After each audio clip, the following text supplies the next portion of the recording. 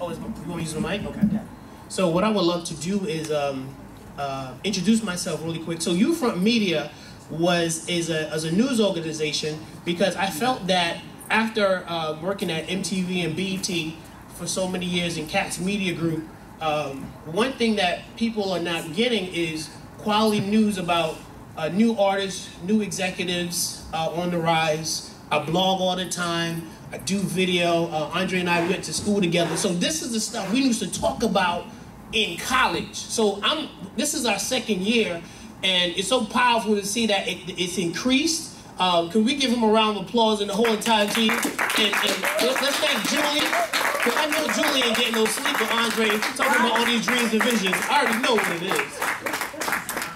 19 years in the making. That's what's up. So that's what's up. So I wanted to have each one of my my panelists introduce themselves, and so you can hear exactly what they do, because we're talking content, we're talking creating news, we're talking just after you've done everything else, this is the visual part of your presentation. All right, so I'm gonna just go down and just pass the mic to everybody real quick.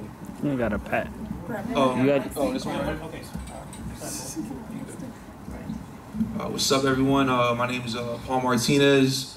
I'm a freelance journalist and lead contributor for JamTheHype.com. I started off with FNF Live, Jay Blaze and Andre, who put together this conference. And so I've written for Rapzilla, Hip Hop DX, among others. And yeah, I create content, blog. I have a podcast with Jay Blaze called 100 Grand.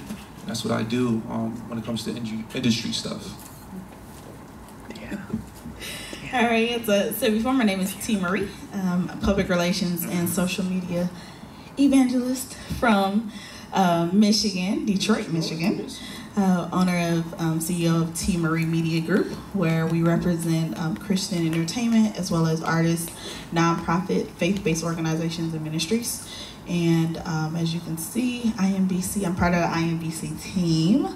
So I handle all the publicity for INBC as well as C1 Radio. Worked the Stellar Gospel Music Awards for 3 years straight, GM Minority Dealer Association, Ford Minority Dealer Association, and Detroit Symphony Orchestra, the whole nine. So I am all about the content. So let's get down to it.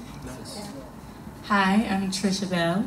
I created a brand called INAXXS, where we highlight and educate artists. I'm extremely passionate about music and business, and teaching artists specifically how to have business acumen, good business acumen as they're navigating through being an artist. So, yeah, that's me.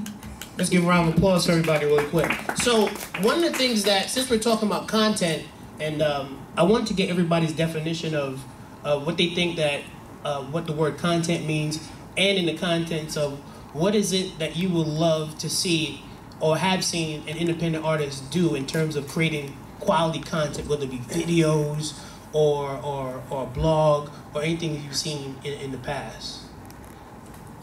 Yeah, we'll go around. So, Paul, what's your definition of creating good content? Definition of creating good content, I would say, is sharing an experience. Nice. Whether that means giving someone a background or perspective on the artist or DJ, producer, whatever is being covered. And yeah, content informs, educates, and I think probably experience would, like, shares an experience would be my main thing. Nice. T. When it comes to content, I would have to say that one, content again is based upon the artist or the identity of the person that's producing the content, and overall, when it comes to the brand, what I love seeing is the authenticity behind it. I don't like fake and phony, so you won't get a lot of followers, you won't get a lot of people who are into your brand by being fake and phony. So when it comes to producing great content, I'm all about storytelling. Tell me a story. That's key. Tell me, tell me exactly what I should know about you, or what I should know about your music, or what I should know about your business. Tell me how you're gonna, defy boundaries through your content, or the fact that, yeah, you have this awesome testimony. Okay, so tell me about that testimony. Tell me, you know, what you did before. Right. You got that testimony. Tell me how it's been in the process. Tell me where you're at right now.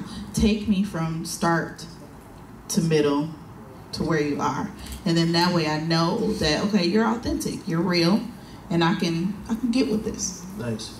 Trish. I'll say T took the words right out of my mouth. The storytelling is a major factor. And I would add to that, in the experience, I think those are super key. I would add to that consistency. Because you can give me a story and you can give me an experience, but if I'm not constantly seeing you giving me content, you've lost me. I'm done. Yeah. So yeah, that's good stuff. One reason why I wore this shirt today is because I'm a big superhero fan. Yes, so you are. I know that Andre was doing this conference, so I wore my Spider-Man shirt. The reason why I wore the Spider-Man shirt is because the story of Spider-Man is so crazy. It was Stan Lee's first comic book superhero. It's a kid that has superpowers, right? Who had to be home before 9 p.m. How crazy is that? And the thing about it, it took Stan Lee like over 60 years to 2008 where Marvel is making high quality content on a consistent level. Give some advice. Let's pretend we have an artist standing right in front of us today. What advice would you give that artist on how to create quality content, whether it be through videos, blogs, T or Paul, how to write well, or how to basically tell their own story? Because Christians usually tell the same story. They do. I was in the club, I came out the club, and then Jesus saved me. Yo, that's whack. You know you lying. You ain't doing that. so broad. Like Yeah.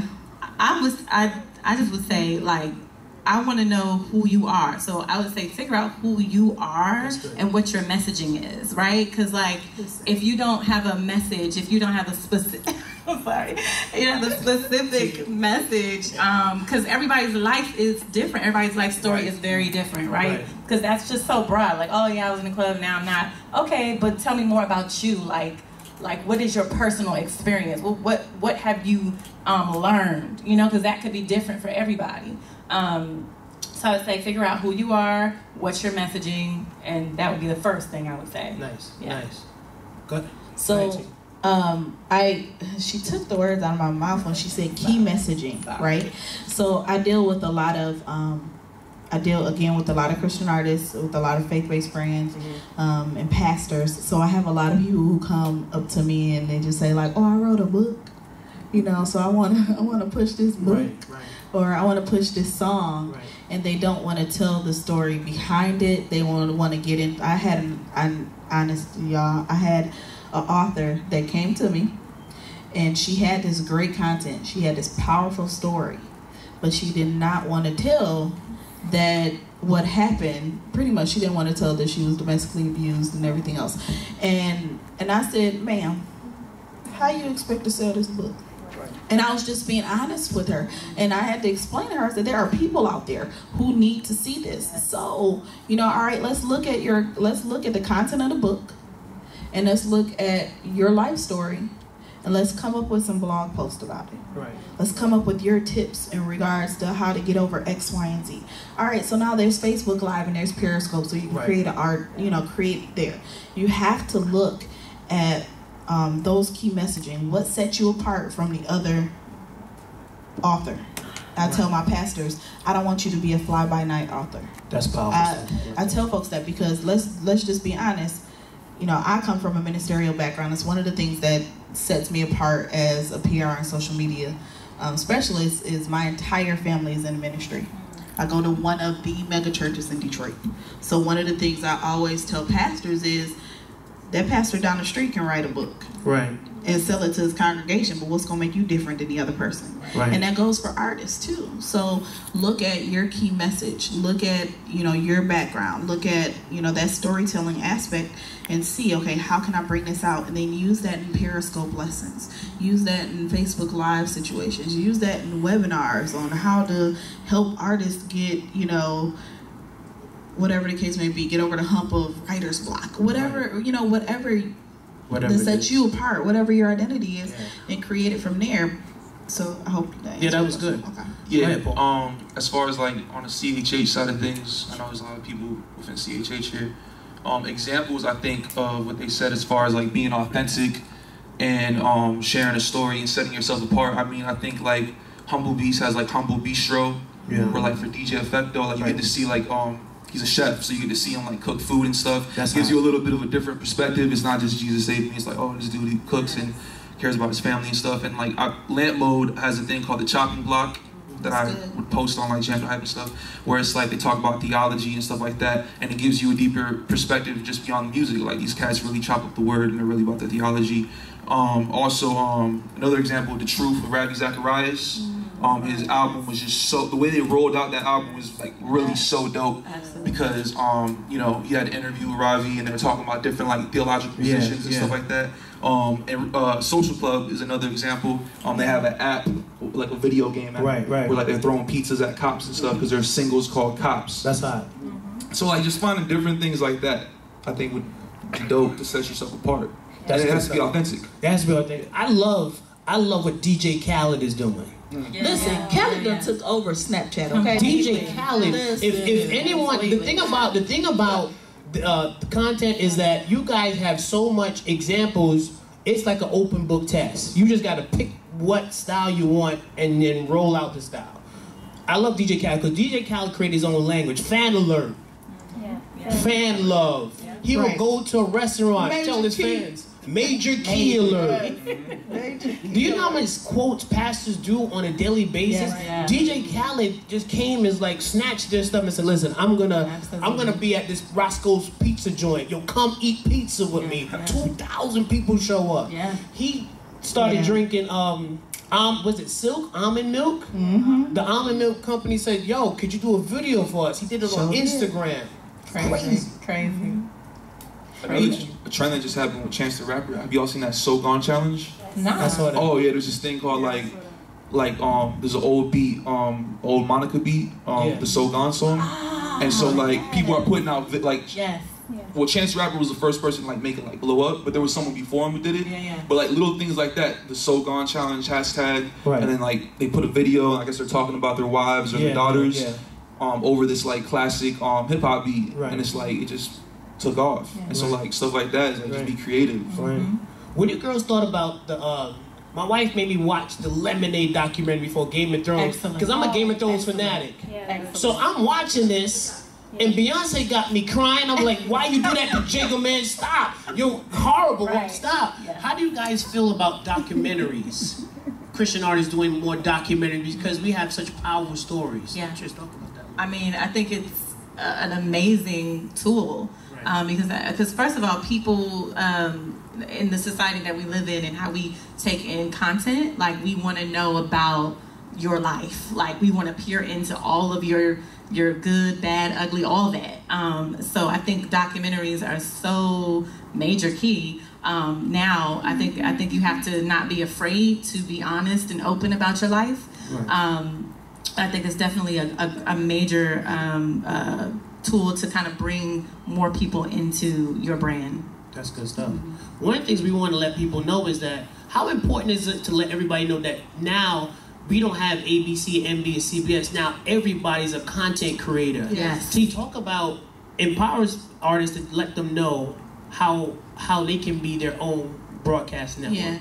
I think that's really great, and I'm glad you brought that up, because a lot of people think like, oh well, they think of the traditional aspect of getting their music out and getting folks to know about, even if you're just a business executive, because I don't want to leave you guys out too, because I know there's some folks who do that, and there's some pastors in the building. So realize that it's just so important. You can't rely upon the traditional signs of media in order to get your message out there. So that means you creating something that could very well be picked up by a ugospel.com, by Roger's site, by some other sites, and then that can take you off. Prime example is there is a particular, I always say it wrong, so I'm not going to say the name, and you guys can follow me later and I'll get you guys, but it's a martial arts academy in Detroit with a very strong Christian base.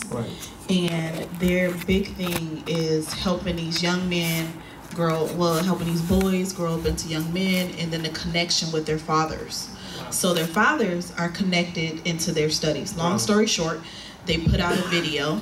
And I don't know if you guys have seen it. It's been circulating. I was crying. Yeah, so it's been circulating.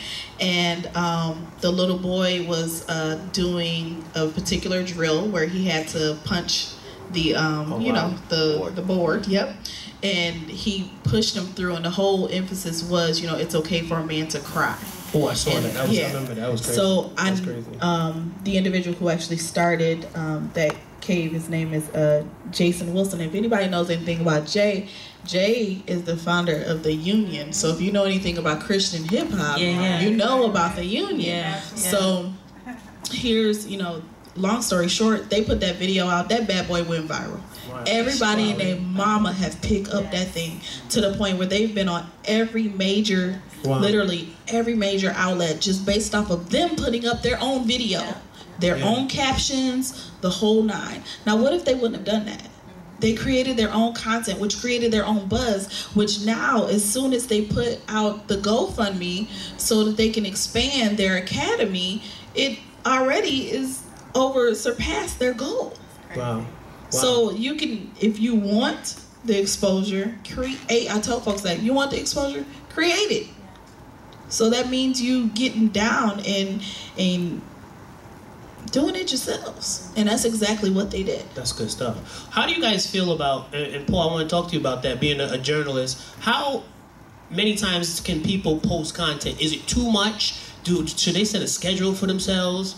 Or should they do it randomly? Should they get, like, if they're not experts, can they get their little nieces or nephews to do it? Talk about how often should someone post as an artist? I got a new, remember we have this invisible artist here.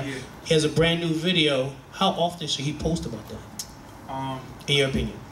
Yeah, there has to be a balance, because you don't want to get into the territory of spamming and annoying people with your content too much. Like, I mean, at the end of the day, man, like, it has to have value, and if you post it and you put the the vision and the mission behind it, I wouldn't say, like, if it gets out there, like, people rock with it, they rock with it. You know what I'm saying? But I would post it like only a few times a week, not like too much. Like, some people be doing it like, I don't know, man, every 5 hours or something. And just tweeting people.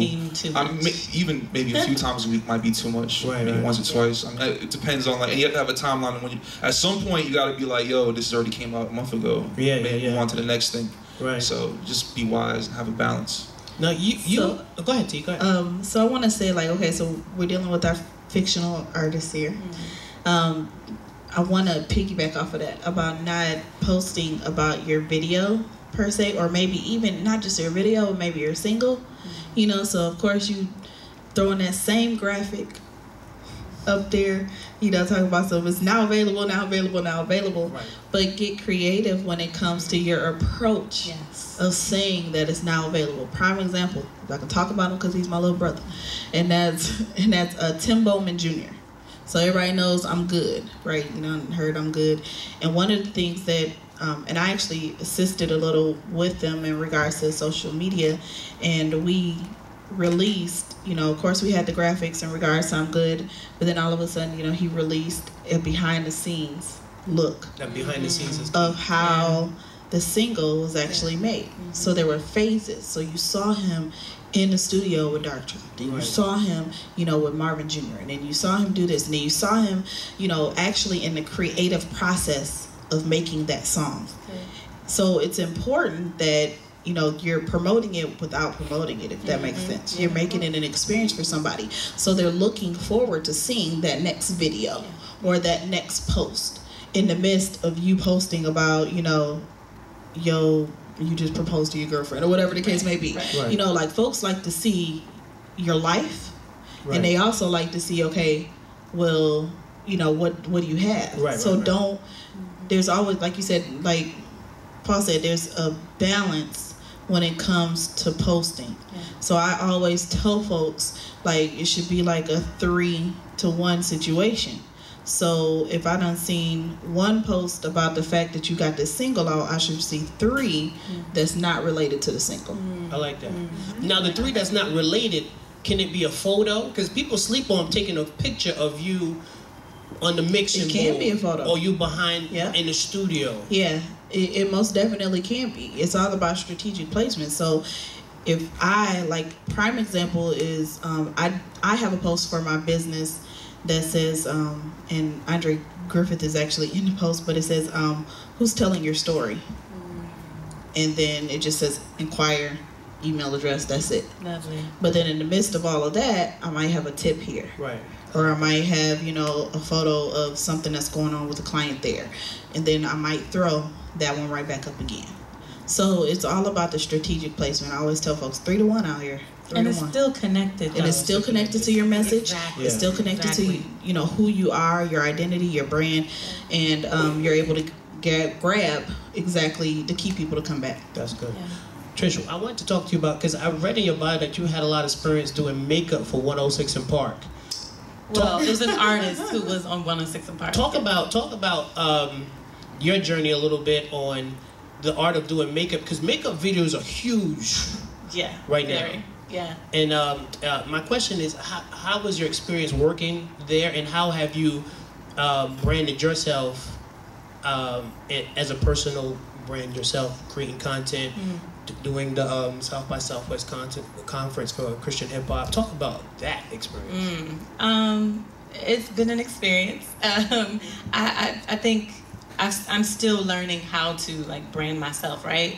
But coming out of the freelance makeup scene, I made a lot of connections doing makeup for an artist, and so through those connections, and, you know, meeting other artists and just experiencing what it looks like to you know, help artists in various ways, I was able to kind of branch out from that. So it's been, you know, for me, just kind of doing what I love and doing, you know, kind of things that I'm passionate about, actually working around those things and then seeing what's kind of sticks. So that's what it's been for me. It's been kind of trial and error. So in terms of branding myself, I've, like I said, just figuring out what am I good at? Like, because I think I've done a lot of things, right, but I don't want to just do a lot of things. I want to do what I'm, like, great at. And so I had to stop doing the things that I was mediocre at, or maybe I was great at doing makeup, but I wasn't passionate about it. I lost it. So I was just like, all right, what am I called to do? Like, just like Robin was talking about, like understanding your identity and understanding what God called you to do. And so going through different roles and trying to figure out, all right, what sticks, and just going with that. That's where I'm at right now. One of the ideas we had as a panel, we wanted to turn it over to you. So what we want to do is, if anyone in the audience has an idea about producing some content, we're all family, we're all cool. I want you to get up and pitch it to us, and let's see how we can help you make your idea better. Because we want you to leave with some good takeaways. Because sometimes you go to events, you're so full of information, you don't get the great good takeaways. So is there anybody here that wants to, you know, just to share? Okay, forgive me if I ask a question that you've already answered. I was in the back it's talking, all good. and so forgive me if my question is, one of the things I've learned about social media is about timing of when you post your stuff, and you kind of have to know the audience that supports you. You kind of have to know when they're responding to your post, because you know, each artist or each person they have a following, but if you don't know the timing of your following that's going to respond to your post, then you'll get frustrated when you put something up and then you don't get no likes or whatever the case may be. So and then you don't want to become that creepy person that's posting every hour, and they're like, and then they'll ignore it. You know what I'm saying? So they've seen it, so then they're just gonna script right through it because you don't post it too many times a day. So with that understanding, right? And you might have touched on it, I'm not sure. How many times a day do you post the same thing? Not something different, but the same thing, so that your audience that's seen it once may or may not see it again, but a different audience may see it and respond to it without it becoming annoying. You want me? You can go ahead. Oh, okay. And I'll piggyback. Here's an idea, Tone. What I would do, what you do on Sundays is so key. It's crazy. So I love when you come in the morning. Yo, I'm going Facebook Live. I'm posting. Bam. Right? I will get a bing. Boom. Tony's getting ready to go on. So for you, that morning time is key because everybody's up. Right? Usually people get stuff early, like 6 a.m. So it's like news for them. Like I'm automatically turned on Good Day New York. What's going on? And then by lunchtime, I'm on my lunchtime mode. So I'll go again and I'll post around 5 o'clock because now I'm thinking about going home. Yeah. So for you, I would do morning drive, evening drive, and just rock that for a minute. And then since you're Sunday, right? I'll do same thing, Sunday morning, and then I won't do anything until Monday because Monday people are upset. I don't want to go to work. I need something. I need an inspirational quote. I need a post. I need something to help me from choking out people because I'm a Christian and I don't want to go buck wild. Help me keep my sanity and keep me focused. So I would do morning drive and evening drive. That's what based upon going all these workshops and seminars and stuff, that's what people, because it works with people's psyche. Last thing, and the first thing I see in the morning, the last thing at night. So that's good. So Tony, in your aspect, like I agree in regards to the morning and evening, but you're on so many different. You have a different schedule in regards to the way that you, the different aspects of the different stations that you're on. Play off of that because of the simple fact that you are on at a certain time. Like you might be on C1 at 1 in the afternoon, then that's lunchtime. So come spend your lunchtime with me. So if that means that you need to, get on and do a Periscope or something like that, like, hey, I'm going live at such and such, meet me at c1radio.com or something. Yeah. Play off of your times that you actually do have your show airing. And then in between there, I know I like this, and we actually started doing this for the pastors and stuff that are out there. Our worship arts department, music department, what we used to do is we would post a set list. Like we had a set list, even though it might change according to the spirit, of course. But we would post a set list the night before or that morning. So we'll go the night before, that Saturday night, and then that Sunday morning. Because we had a lot of people who would come to us and be like, hey, what was that song y'all sang during praise and worship? Mm-hmm. Like I literally would get inboxes from people like, T, I saw that you served on Sunday. What's that song y'all sang? Or where can I get it? And some people may hear something on your show that they might not hear on somebody else's. So that's another thing that you can do in regards to content development is one, play off the times that that you have, and then two, give the folks exactly what you're playing. Yeah.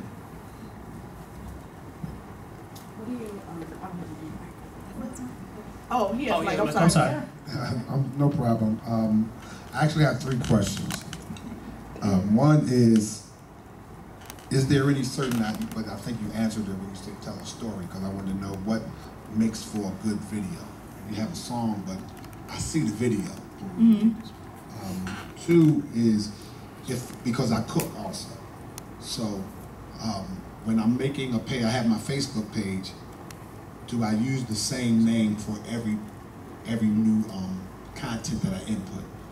Do I create a new Facebook page for that, or do I use the one that I have that exists? And then the third one, when y'all talked about telling a story or documentary, how does a person tell and keep things, as they say now, 100, keep things up when you know that your story is not just you? See, if it's just me, it's easy. But my story involves other components that might not be as willing for that type of exposure. Oh, you want to jump on? There was a lot in there. What should we jump on? His cooking. That'll be hot. Because he's sick. Yeah. So what would be like a good video? Yeah. I mean, there's a lot of examples. Like I mentioned before, Humble Bistro, right? Or Andy Mineo's Saturday morning cartoons, but maybe instead of like the creation, like put that from a, I mean, you can look on like the Food Network and stuff, but just have it like an authentic experience of like what you do and stuff, and then tie it into the music. I think Andy Mineo's Saturday morning cartoons is a decent example. Yeah. So I don't want to. I'm sorry. Okay. So we're gonna use you as an example. Okay.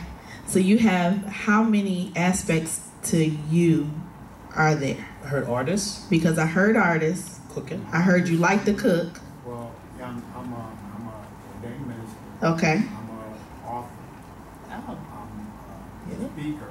Mm-hmm. I like to write, but I wouldn't. I think I need some critiquing on that for some. Okay. That's I like actually 5. did when you were starting. I actually made a tree. You better make that tree. So I'm Awesome. a teacher. I'm a Sunday school teacher. Okay. I'm also a coach. And He's a yeah, brand. conference. All right. So this is what you know. I would personally say.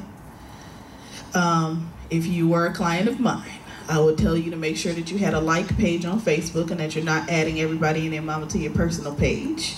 That's the first thing that I would tell you. The second thing that I would tell you is that you can branch off in regards to, because you can, like prime example is Charles Jenkins, right? So Charles Jenkins is a pastor of this, big church in Chicago.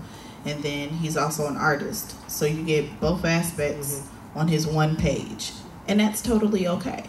So I would tell you to have one hub that you would have all of those go through. And then when it comes to what type of content that you are using or that you're displaying out there, be strategic with it. Use, hashtags to separate exactly what it is. So brand it a different kind of, theme it a different way. So for instance, Andy Mineo, you said Mineo has the Saturday morning cartoons, right? That's what I thought it was. Yeah. The Neverland EP. Yeah. So that was a part of his album situation. So what they did was he still had his main page, and then that funneled out of that. So that's one of the things I would tell you to do. Also realize artists, business people, everybody execs in this room, every outlet is not the same, and I cannot stress that enough. Talk a little bit about that. So you cannot, a lot of people think like, oh, automation. Yes, I love automation. Automation is absolutely great. Am I a fan of TweetDeck and Hootsuite and Buffer? And if I'm talking foreign language to you, come holler at me later and I can help you out with that. But one of the things about automation is like, yes, you can post to all these different outlets, but realize that every outlet has a voice, and that your same people that are on Facebook might not be on Twitter, the same folks that's on Twitter may not be on Snapchat, the same folks that are on Instagram may not be on YouTube. So it's important that whatever you're posting and whatever you're doing, that you're keying in, that content is keying into whoever that audience is. So for instance, I use my Snapchat. And at first I was totally against it. I ain't even gonna lie. I was totally against it because I felt like it was kids. Like my nieces and nephews on Snapchat. I'm not about to get on there. But I went to a seminar that had one of the executives from Snapchat there. And they went to talk about the emphasis, and then I got to learning about the geo filters and, and the different aspects of how the brand is. And then I started watching people, and I started watching people like Kali.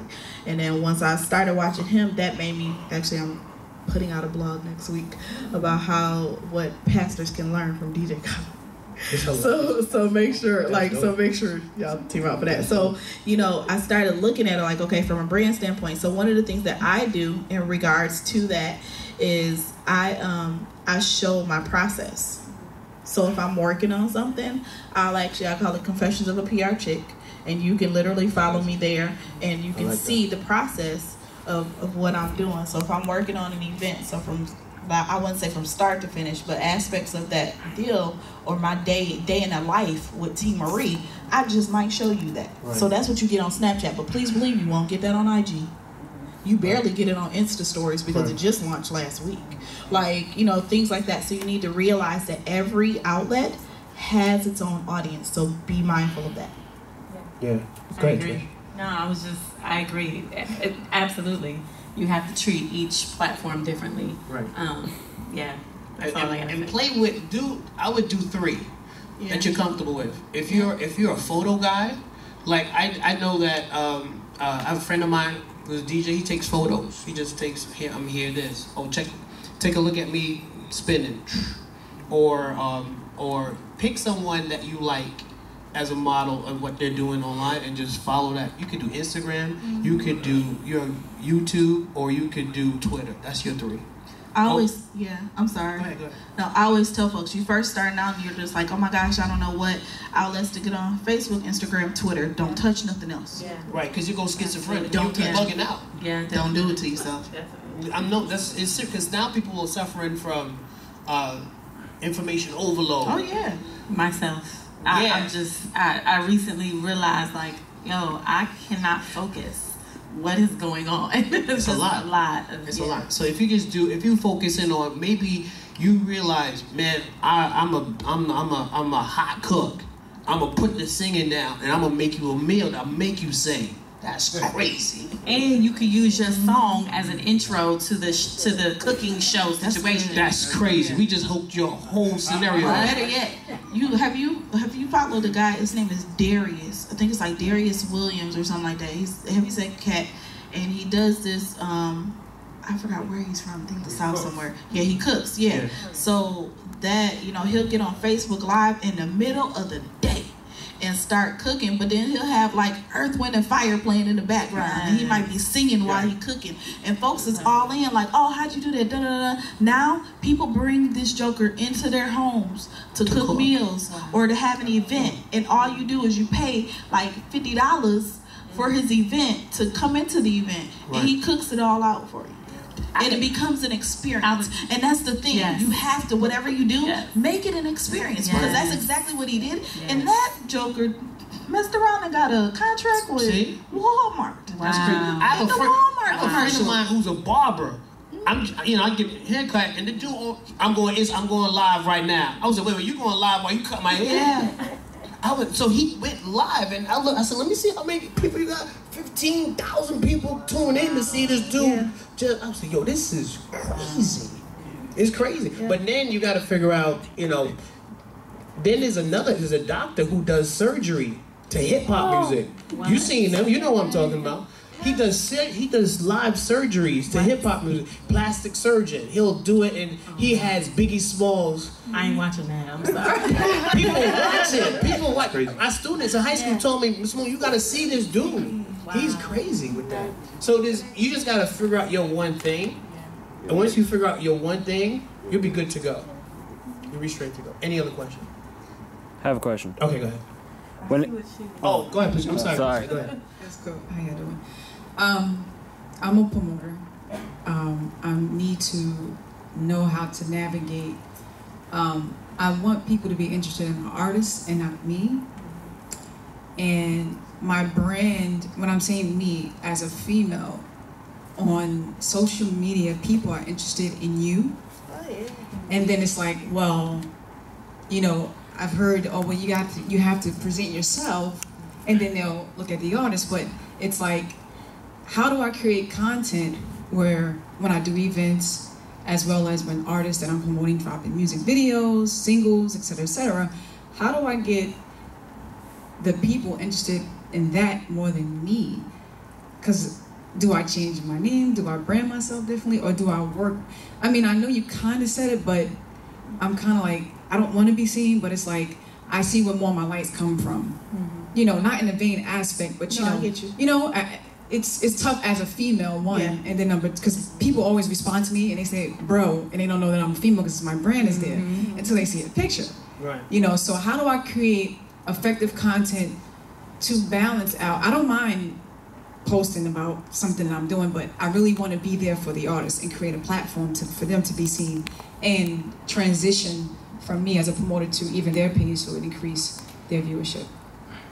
So one of the things I would ask you in this standpoint when it comes to what you're posting, take a look at that whole 3-to-1 aspect. And so if you're heavy on about you versus about the artist, then flip it. So even if folks are only connected with you, that means that you need to sit down and have Periscope sessions or Facebook sessions with you and your artists. So you know, do an interview style with them or something like that. Like, think about, if folks are connected, they get to you and they're just like, oh man, you know, I'm so gravitated to you, then take them back to, you know, the artist. It's like, prime example is when you're witnessing, like, some folks might be friends with you, you know, all day long because it's you, but ultimately you want to draw them back to Jesus. So what do? You keep drawing them back to the source. So draw them back to, you know, exactly what you're doing. Like, another example is with my company, you know, it's my name, you know, T. Marie Media Group. So people have a tendency, of course, to, you know, look at me. However, if you go on, well, now more than usual, but if you go on our Instagram and everything else as far as our company is concerned, all I do is push what everybody else is doing. Like, I might throw a couple of tips with my face out there, but so I would tell you that, you know, just look at what you're putting out there as far as content-wise is concerned, and look at that ratio. And if that ratio is higher of you, you know, versus your artist, then look at that aspect and change stuff, you know, a little bit around that way. And I would add to that too, just because I know your brand. I would say stay consistent with the messaging of your brand. That's good. You know what I'm saying? Because I know what you do, right? But your business may not be always clear, super clear, right? Good. So you have to, like, focus on your brand, right? Because your brand is like what makes you you, right? But it's your focus is the brand. Figure out what the messaging is for the brand, and then maybe you want to branch out to focus on you at times, but not. It's the focus is on the brand. Right. So yeah, exactly what T was saying. Just figure out that messaging and go from there.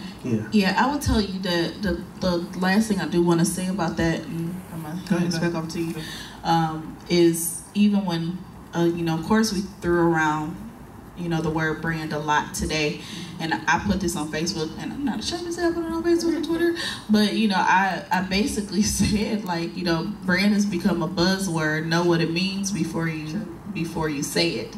So if you look at brand in the sense of the dictionary, you know, from it's the tactics and the methods of pretty much you exposing your identity. So take a look at, again, that key messaging and take it back to what your company is all about and push that. So if your company is all about, you know, the excellency of, you know, artistry, still that's exactly what people should see. You know, they shouldn't automatically just see you. They should know that, okay, this is what we do. I always, you know, say, one of the texts that we say at T. Marie Media Group, that we're, you know, excellence, pretty much excellence or nothing at all. So we're results driven. We're results. we're results driven. You know, we're results motivated. We're client focused, right. And that's one of the things that it's clear. Yeah, it's clear. You know, we are literally results driven, client focused, and everybody knows that. You know, I'm sorry, results motivated, client focused. That's good stuff. Next question. Hi. Oh. I don't need no. You good? Oh. Hi. Hi. My name is Diana, and I'm very grateful to be here. Hello, everybody. Hello. Okay. My question to you is, being an artist, a songwriter, singer, poet, what would be the best way to get my music out there and that it would be profitable? Because as you know, with CD Baby, they'll put your music on other apps, and you can download it 99 cents. On the radio, they would have to play your music multiple times before you even make a decent $10. So what would be the best way to do? I mean, I was told that your money would come from gigs. Yes. I was gonna say I was hoping that was not 100% true, but is it?